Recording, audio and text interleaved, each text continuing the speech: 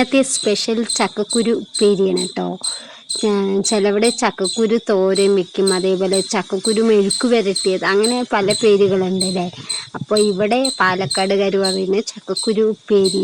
പിന്നെ ചക്കക്കുരു ഉപ്പേരി മാത്രമല്ല കേട്ടോ, ചക്കക്കുരു മുരിങ്ങയിട്ട് വെക്കും, അതേപോലെ മാങ്ങയിട്ട് വെക്കും, അങ്ങനെ കുറേ പരിപ്പിട്ട് വെക്കും, അങ്ങനെയൊക്കെ വെക്കും. അപ്പം ഞാനിന്ന് ഇവിടെ ഉണ്ടാക്കാൻ പോണത് ചക്കക്കുരു ഉപ്പേരിയും പുളിച്ചാറുമാണ്.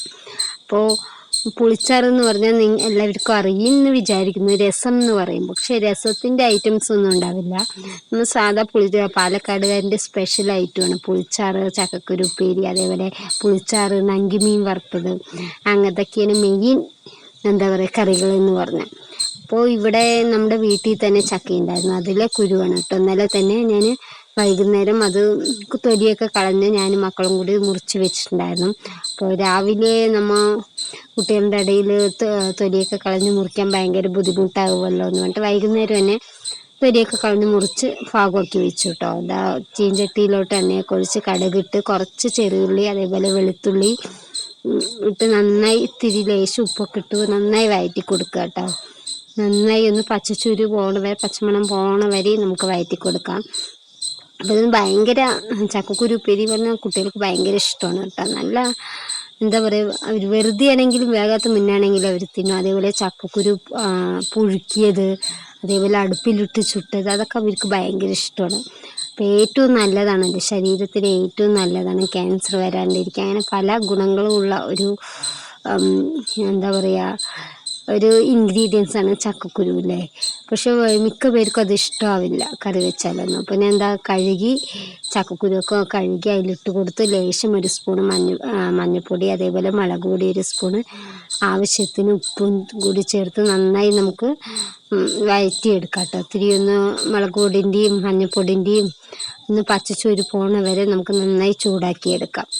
അപ്പോൾ ഇതുപോലെ ആരും ട്രൈ ചെയ്യാത്തവരുണ്ടെങ്കിൽ ഒന്ന് ട്രൈ ചെയ്ത് നോക്കണം, അത്ര നല്ല ടേസ്റ്റാണ് കേട്ടോ. അപ്പോൾ ഒരിക്കലെങ്കിലും നിങ്ങളൊന്ന് ട്രൈ ചെയ്ത് നോക്കണം.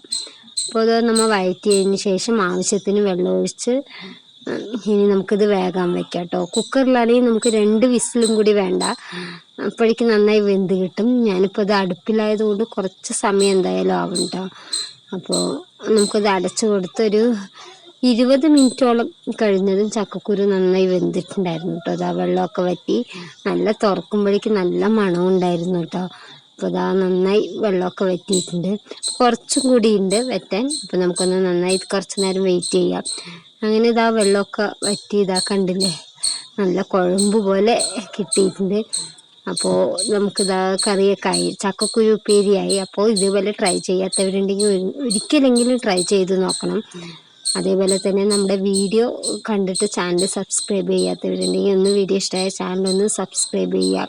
അതേപോലെ ലൈക്ക്, ഷെയർ, നിങ്ങളുടെ അഭിപ്രായങ്ങൾ കമൻറ്റ് ചെയ്യാൻ മറക്കരുത് കേട്ടോ. അപ്പോൾ ഇനി നമുക്ക് അങ്ങനെ ചക്കക്കുരു ഉപ്പേരിയായി. ഇനി അടുത്തത് പറഞ്ഞാൽ പുളിച്ചാറാണ് കേട്ടോ വെക്കാൻ പോകുന്നത്. അപ്പോൾ അതോ എണ്ണ ഒഴിച്ചു, ലേശം കടുക്, അതേപോലെ തന്നെ ഉലുവ, വെന്തയം അതും അല്പം ഇട്ട് കൊടുത്തതിന് ശേഷം ഇതവിടെ പച്ചമുളക്, ചെറിയുള്ളി, വെളുത്തുള്ളി ഇത് 3 അരിഞ്ഞ് വെച്ചിട്ടുണ്ട്, ഇട്ട് കൊടുത്തതിന് ശേഷം നന്നായി നമുക്ക് വഴറ്റിയെടുക്കാം കേട്ടോ. നന്നായിട്ടൊന്ന് പച്ചച്ചൂര് പോണ വരെ വഴറ്റിയെടുക്കുക. പുളിച്ചാറും ചക്കക്കുരു ഉപ്പേരിയും നമ്മൾ ചോറ്റിൽ പുളിച്ചാറൊഴിച്ച് ചക്കക്കുരു ഉപ്പേരിയും കൂടി കഴിക്കാൻ ഭയങ്കര ടേസ്റ്റാണ് കേട്ടോ. അതുവരെ കഴിച്ചു നോക്കാത്തവരുണ്ടെങ്കിൽ ഒന്ന് കഴിച്ചു നോക്കിയിട്ട് അഭിപ്രായം പറയണേ. അതേപോലെ പുളിച്ചാറ്, നങ്കിമീൻ, അങ്ങനെയൊക്കെ ഭയങ്കര ടേസ്റ്റാണ്. അപ്പോൾ ഇതുവരെ കഴിക്കാത്തവരുണ്ടെങ്കിൽ എന്തായാലും ഒന്ന് ട്രൈ ചെയ്യണം കേട്ടോ. അപ്പോൾ നന്നായി വഴറ്റിയെടുത്തതിന് ശേഷം നമ്മളിതാ പുളിവെള്ളമുണ്ട്, ഇവിടെ പുളിവെള്ളത്തിലിട്ട് വെച്ചിട്ടുണ്ടായിരുന്നു വാളംപുളി. അപ്പം നമുക്കത് ഒഴിച്ചു കൊടുക്കാം, നന്നായി പിഴിഞ്ഞ് കൊടുത്തതിന് ശേഷം ആവശ്യത്തിന് ഉപ്പും കൂടി ചേർത്ത് കൊടുത്തതിന് ശേഷം നമുക്കിത് നന്നായി ഇളക്കി കൊടുത്തിട്ട് ഒരു തിളത്തിന് വരെ അടച്ച് വെക്കാം കേട്ടോ. അങ്ങനെ ഒരു 5 മിനിറ്റും കൂടി വേണ്ടി വന്നില്ല, അങ്ങനെ അടച്ച് വെച്ചു. അതാ തിളയൊക്കെ വന്നിട്ടുണ്ട്. നന്നായി തിളച്ചതിന് ശേഷം നമുക്ക് ഉപ്പൊക്കെ നോക്കാം, പാകമുണ്ടാകും നോക്കാം. പോരെങ്കിൽ നമുക്ക് കുറച്ച് ഉപ്പ് ചേർത്ത് കൊടുക്കാവുന്നതാണ് കേട്ടോ. അപ്പോൾ ഇതാ തിളയൊക്കെ നന്നായി വന്നിട്ടുണ്ട്. അപ്പോൾ ഇത് രസം പോലെയല്ല കേട്ടോ. രസം എന്ന് പറഞ്ഞാൽ നമ്മൾ കുരുമുളക്, ജീരകം, അതേപോലെ കായം, അതുപോലെ തന്നെ തക്കാളി, മല്ലിത്തഴ ഇതെല്ലാം ഇടും. ഇതിൽ പറഞ്ഞ പുളിച്ചാറിൽ കറിവേപ്പില ഇടും, പക്ഷെ കറിവേപ്പില ഇല്ലാത്തത് കൊണ്ട് ഞാൻ ഇട്ടില്ല. സാധാ പുളിവെള്ളം, അതേപോലെ കടുക്, ഉലുവ, ചെറിയുള്ളി, വെളുത്തുള്ളി, പച്ചമുളക് ഇത്രയേ ഉള്ളൂ. പക്ഷെ അത് ഭയങ്കര രസത്തിന് വെച്ച് ഭയങ്കര ടേസ്റ്റാണ് കേട്ടോ പുളിച്ചാറ് എന്ന് പറഞ്ഞാൽ. അപ്പോൾ നമ്മുടെ പുളിച്ചാറും അതുപോലെ തന്നെ ചക്കക്കുരു ഉപ്പേരിയും ഇവിടെ റെഡി ആയിട്ടുണ്ട് കേട്ടോ, തയ്യാർ. അപ്പോൾ നല്ല ടേസ്റ്റാണ്. ഇതുവരെ ട്രൈ ചെയ്യാത്തവരുണ്ടെങ്കിൽ ഒന്ന് ട്രൈ ചെയ്ത് നോക്കുക. എന്നിട്ട് നിങ്ങളുടെ അഭിപ്രായങ്ങൾ ഒന്ന് കമൻറ്റ് ചെയ്യുക.